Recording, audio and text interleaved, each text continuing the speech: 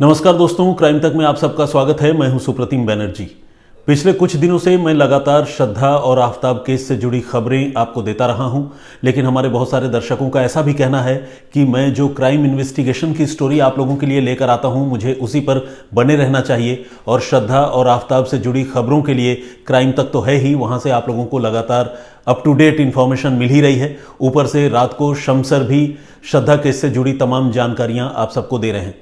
तो हमारे दर्शकों के इन बातों को मानते हुए आज मैंने ये तय किया है कि आज जो है कम से कम श्रद्धा और आफताब केस की बात आपसे नहीं करूंगा और आपको इन्वेस्टिगेशन की एक ऐसी कहानी सुनाऊंगा जिसे सुनकर आप चौंकेंगे और साथ में आपको हंसी भी आएगी।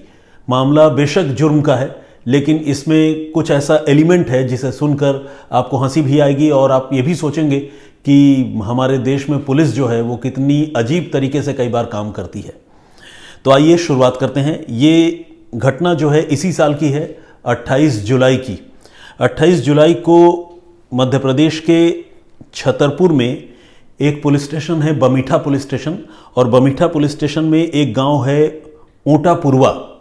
तो इस ओटापुरवा गांव के कुएं में एक लड़की की लाश मिलती है। जिस लड़की की लाश मिली उसकी उम्र बमुश्किल 17 साल की थी, यानी वो नाबालिग लड़की थी और उसकी किसी ने हत्या कर दी थी और हत्या करके लाश कुएं में डाल दी थी। क्योंकि गांव में ही लाश मिली थी और लड़की भी उसी गांव की रहने वाली थी, तो बहुत जल्द इसका खुलासा हो गया। जब लोगों ने देखा, घर वालों को पता चला, तो फिर जाहिर है मातम पसर गया घर में। पूरे गांव के लोग सख्ते में आ गए। पुलिस को इन्फॉर्मेशन दी गई, पुलिस मौके पर पहुंची और पुलिस ने डेड बॉडी को बरामद करके पोस्टमार्टम के लिए भिजवाया। घर वालों से जब बातचीत हुई तो घर वालों ने उस गांव के ही और आसपास के ही 3 लड़कों पर शक जताया और ये कहा कि ये तीनों लड़के उनकी बेटी को हमेशा परेशान किया करते थे और उन्हें पूरा यकीन है कि इन्हीं तीनों ने मिलकर उनकी बेटी की हत्या की है। पुलिस के पास एफआईआर दर्ज हुई और जब एफआईआर में 3 लड़कों के नाम बाकायदा दर्ज करवाए पीड़ित परिवार ने, तो पुलिस के पास कोई चारा नहीं था सिवाय उनसे पूछताछ करने के और उनको पकड़ने के। तो पुलिस ने उन तीनों लड़कों को पकड़ा और उनसे पूरी सख्ती से पूछताछ की। लेकिन कहानी में एक ज़बरदस्त ट्विस्ट आया। हुआ ये कि पुलिस जब जांच कर रही थी और पूछताछ कर रही थी तो इन लड़कों ने तो खैर ये कहा ही कि वो इस मर्डर केस में शामिल नहीं है, उनका कोई लेना देना नहीं है। लेकिन एविडेंस के तौर पर पुलिस को इनके मोबाइल फ़ोन की जो सीडीआर है उसमें इनका लोकेशन दिखा और वो लोकेशन, ये जो मौका वारदात है ओटापुरवा गांव, इससे काफ़ी दूर था। कहने का मतलब ये कि 28 जुलाई को लाश मिली थी और ये मान कर चलें कि 27 और 28 के बीच अगर हत्या हुई तो 27 और 28 के बीच इन तीनों लड़कों का लोकेशन न तो बमीठा पुलिस स्टेशन की हद में था और न ही ओटापुरवा में था। तो यहाँ पर पुलिस जो है वो थोड़ा सा चकरा गई। पुलिस को ये समझ में नहीं आ रहा था कि अब इस मामले की तफ्तीश कैसे आगे बढ़ेगी, क्योंकि घर वाले जिस पर शक जता रहे थे, एविडेंस उनके खिलाफ जो है कोई एविडेंस नहीं था और एविडेंस बल्कि ये बता रहा था कि वो लड़के बेकसूर हैं। तो पुलिस कुछ दिनों के लिए जो है वो ब्रेनस्टॉर्मिंग करती रही, दिमाग लगाती रही कि इस मामले को कैसे सुलझाया जाए, आगे कैसे बढ़े। और इसी बीच जो मामले के जांच अधिकारी हैं अनिल शर्मा को ये एक आइडिया आया। उन्हें लगा कि क्यों नहीं किसी त्रिकालदर्शी, किसी बाबा से हम इसके बारे में पूछते हैं और बाबा जी जिसे बताएंगे हम उसके बारे में छानबीन करेंगे और उसे गिरफ्तार करेंगे। अनिल शर्मा मुझे लगता है कि बहुत ज़्यादा धार्मिक प्रवृत्ति के पुलिस ऑफिसर रहे होंगे, तो इन्होंने ये तय किया कि वो पंडोखर सरकार के पास जाएंगे। पंडोखर सरकार बेसिकली दतिया में एक आश्रम है और वहाँ भी एक बाबा हैं। हमारे देश में बहुत बाबा हैं, बहुत आश्रम हैं। तो पंडोखर सरकार के दरबार में ये अनिल शर्मा जी हाजिर हुए, अपने साथ एक आध पुलिस वालों को और लेकर गए और बाबा से आशीर्वाद लिया। हाथ जोड़कर कहा कि बाबा जी बताइए इस मामले को कैसे सॉल्व करें। 3 लड़कों को पकड़ा था, उनकी लोकेशन कहीं और नज़र आ रही है, घर वाले मान नहीं रहे हैं, लड़की का मर्डर हुआ है। तो बाबा जी कुछ देर तक इंतज़ार करते रहे, सोचते समझते रहे। जो भी उनकी दृष्टि है, आध्यात्मिक ताकतें हैं, उन सारी ताकतों को जुटाया और बाबा जी ने बातों ही बातों में इन पुलिस ऑफिसर को एक क्लू दिया, अनिल शर्मा को। और वो क्लू ये था कि इस मर्डर केस में उस लड़की के घर के लोग ही शामिल हैं। अब जब अनिल शर्मा को ये क्लू मिला तो उनको लगा कि ठीक है, बाबा जी ने बताया है तो सच ही बोल रहे होंगे, क्योंकि जब भरोसा करके बाबा जी के पास गए थे तो बाबा जी की बात से इनकार कैसे करते। अनिल शर्मा वहाँ से वापस लौट आए। वापस लौट आने के बाद जांच उन्होंने आगे बढ़ाई और जांच आगे बढ़ाने के बाद गांव में पूछताछ शुरू की। और पूछताछ करने के बाद जो कहानी निकलकर सामने आई वो कुछ यूँ थी कि ये जो लड़की है जिसकी हत्या हुई थी, 17 साल की लड़की, उसके माता पिता ऊंटापुरवा में नहीं बल्कि कहीं और रहते थे और रहकर काम करते थे। और ये लड़की गांव में अपनी दादी और अपने चाचा के साथ रहती थी और चाचा जो है इस बिटिया की परवरिश करते थे।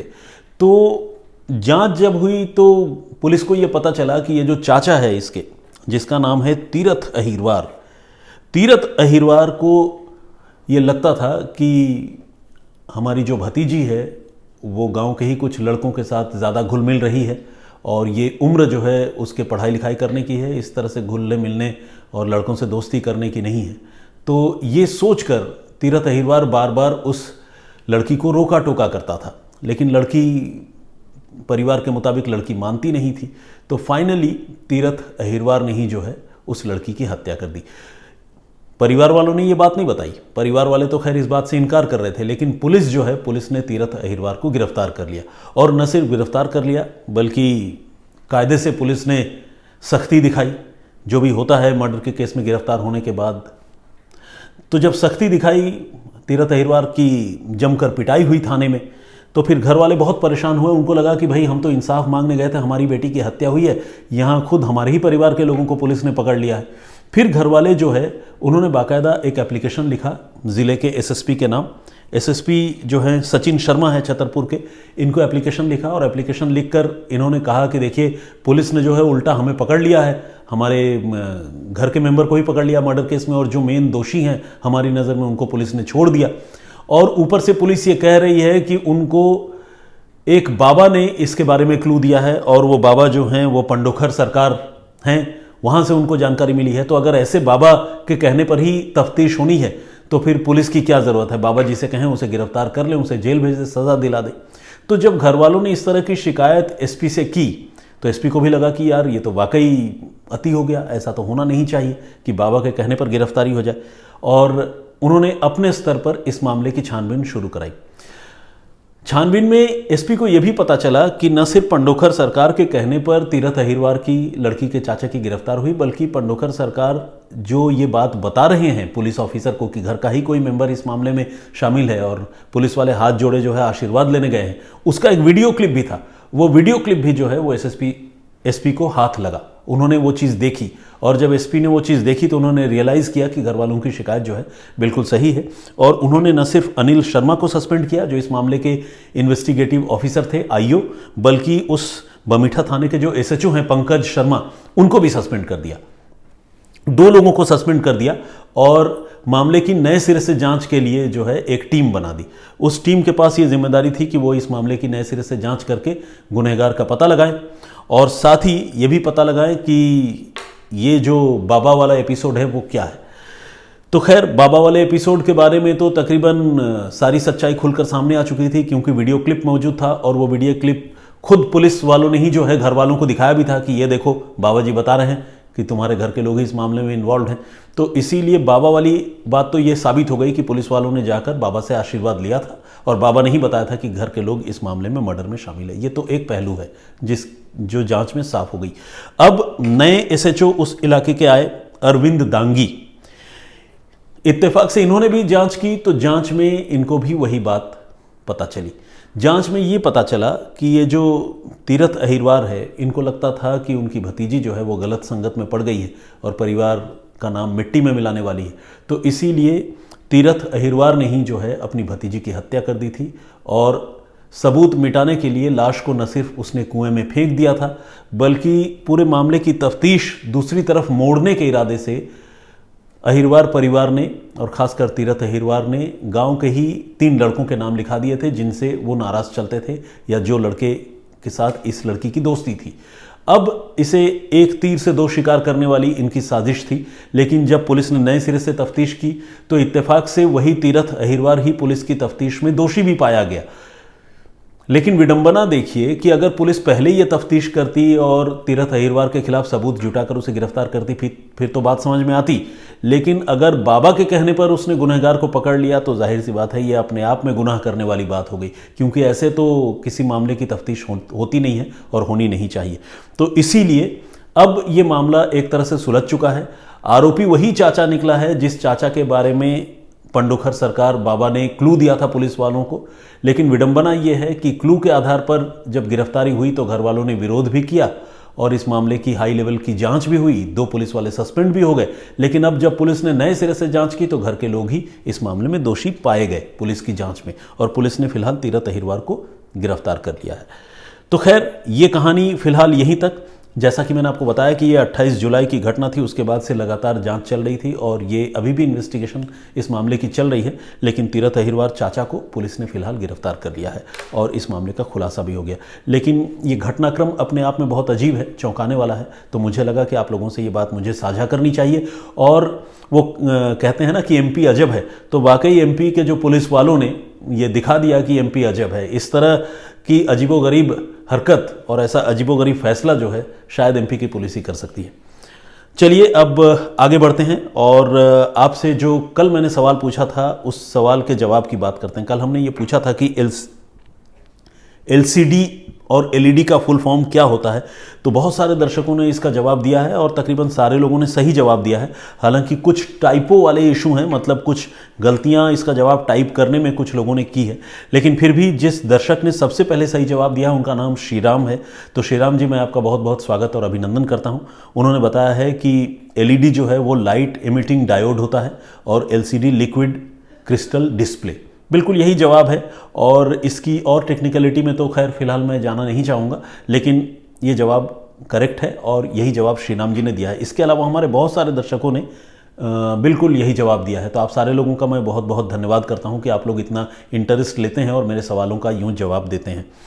कल के लिए एक सवाल मैं आप सबको बताना चाहूँगा, आप सबके लिए छोड़ना चाहूँगा। प्लीज़ उस सवाल का जवाब दीजिएगा और इसके बाद मैं अपने कुछ दर्शकों के नाम और कमेंट्स जो है वो पढ़ूँगा। तो कल का सवाल ये है जिसका जवाब प्लीज़ आप लोग दीजिए, अगर आप लोगों में से किसी को पता है तो। ब्लड ग्रुप की खोज किसने की थी? जैसे हम सारे लोगों के ब्लड ग्रुप्स होते हैं, O positive, B positive, A B positive, इस तरह के बहुत सारे ब्लड ग्रुप्स हैं। तो इसकी खोज सबसे पहले किसने की थी, ये अगर आप हमें बता पाए तो बहुत अच्छा रहेगा। अब आइए कुछ दर्शकों के नाम पढ़ते हैं। मनकेश्वर तिवारी जी, इन्होंने भी बिल्कुल सही जवाब दिया है। इंद्रजीत गुप्ता, इन्होंने तांत्रिक की कल जो मैंने कहानी सुनाई थी उसके बारे में इन्होंने कहा है कि तांत्रिक जो अपराधी हैं और पुलिस को इसके बारे में कैसे पता चला, इस पर एक कंप्लीट एपिसोड लाइए, इंद्रजीत गुप्ता कहते हैं। देखिए, इस पर कंप्लीट एपिसोड जैसी गुंजाइश तो है नहीं इंद्रजीत, क्योंकि पुलिस जब जांच करती है तो बहुत सारे क्लूज़ पुलिस को मिलते हैं। पुलिस उन क्लूज़ को डेवलप करती है, सुरागों को डेवलप करती है और फिर पूछताछ करती है। जो गुनहगार होते हैं वो कई बार पूछे गए सवालों में उलझ जाते हैं और फाइनली पुलिस उनको गिरफ्तार कर लेती है और फिर सबूत जुटाकर उनके खिलाफ कोर्ट में चार्जशीट दाखिल करती है। तो इस मामले में भी पुलिस ने तांत्रिक को गिरफ्तार किया है। तांत्रिक का प्रेजेंस उस जगह पर पता चला होगा, मोटिव की बात सामने आई होगी कि तांत्रिक ने हत्या क्यों की। तो इस तरह से इस मामले में तांत्रिक की गिरफ्तारी हुई है। तो ये मैं आपको बताना चाहूँगा। मुझे नहीं लगता कि इस पर कोई कंप्लीट एपिसोड इसके बाद बचता है।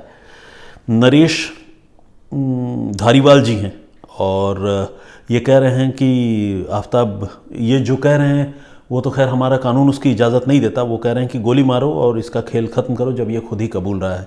आफ्ताब केस के बारे में इनकी ये राय है, लेकिन ऐसा कर नहीं सकते नरेश भाई। अमिताभ वाजपेयी जी हैं, यूज़र UR5 के नाम से एक आईडी है, हालांकि इन्होंने अपना नाम नहीं लिखा है। और मंजू के नाम से एक आईडी है, MA6269, विकास पटेल, मेक पीस, और हरियाणा टाइगर के नाम से एक आईडी है। इन्होंने कमेंट किया है लेकिन कुछ आपत्तिजनक बातें लिखी हैं। तो आपसे गुजारिश करना चाहूँगा दोस्त, अगर कुछ पॉजिटिव नहीं लिख पाते हैं तो कम से कम नेगेटिव तो मत ही लिखिए। आपसे हम इतनी उम्मीद तो कर ही सकते हैं, आप क्राइम तक फैमिली के मेंबर हैं। बस इससे ज़्यादा मुझे आपसे और कुछ नहीं कहना। और बाकी और दर्शकों के नाम पढ़ता हूँ। SSRYR, पाकिस्तान का बाप के नाम से एक आईडी है। इन्होंने लिखा है फांसी दो, बात ख़त्म। ये आइडिया तो सही है कि फांसी देकर बात ख़त्म होनी चाहिए अगर वो गुनहगार है तो, लेकिन हमारा कानून जो है वो इस बात की पूरी गुंजाइश और इस बात का पूरा ख्याल रखता है कि किसी बेगुनाह को सज़ा न हो जाए। इसीलिए पुलिस पहले सबूतों की कसौटी पर जो है पूरे मामले को कसना चाहती है। कल को अगर आफ्ताब दोषी पाया गया तो हम उम्मीद कर सकते हैं कि जिस तरह से ब्रूटल तरीके से उसने हत्या की और लाश निपटाई, वो रेयरेस्ट ऑफ द रेयर की श्रेणी में आएगा और उसे फांसी की सज़ा होगी। सुमन बैंसला या BSLA के नाम से एक आईडी है, जस्ट फॉर बिगनिंग के नाम से भी कमेंट है। श्रीकांत मुर्मू जी हैं, NKJ आईडी है, लक्ष्मण भोंसले साहब हैं, राज बोस और विजेंद्र सिंह जी हैं, तस्नीम जोया इन्होंने भी कमेंट किया है, बहुत सारे कमेंट लिखे हैं उन्होंने, thank you very much Tasneem ji. Pranay हैं, प्रणय का भी कमेंट है, और विक्रम भी हैं, इन्होंने विकृति एक शब्द का कमेंट लिखा है और इन्होंने लिखा है विकृति। ये विकृति जो है ये दोनों घटनाओं पर बिल्कुल फिट बैठती है, चाहे आफ्ताब और श्रद्धा वाला मामला हो या फिर उस तांत्रिक वाली बात हो जिसने फेविक्विक लगाकर, फेविक्विक के सहारे जो है एक दंपति की हत्या कर दी, उनकी जान ले ली। तो इस तरह से बहुत सारे कमेंट्स हैं। नवाज़ अंसारी साहब हैं और पूनम गुरुंग कर्मकार हैं, रितेश ठाकुर हैं, माधव वाघ हैं। बहुत धन्यवाद आप सबका यूं लगातार कमेंट करने, मेरी हौसला अफजाई करने के लिए और मेरे वीडियो में हाजिर होने के लिए, इसे देखने के लिए, सराहने के लिए। Thank you very much all of you. मुझे फ़िलहाल इजाज़त दीजिए, मैं फिर हाजिर होऊंगा किसी और कहानी, किसी और वाक़ये के साथ। अपना बहुत ख्याल रखिए, सुरक्षित रहिए। जय हिंद, जय भारत।